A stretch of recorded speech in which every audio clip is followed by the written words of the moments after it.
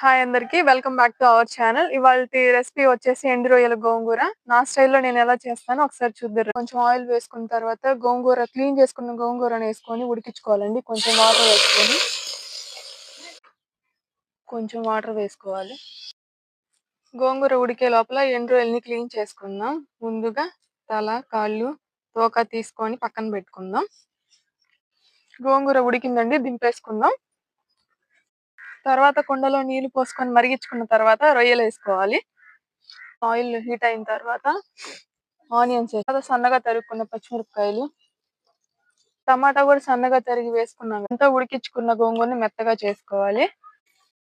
కొంచెం అల్లం వెల్లుల్లి పేస్ట్, ఇప్పుడు శుభ్రం చేసుకున్న ఎండు రొయ్యలు వేసుకోవాలి. ఉప్పు, కొంచెం ధనియాల పొడి, కారం, కొంచెం స్పూన్ గరం మసాలా ఇచ్చుకున్నాక దింపేసుకోవడమే.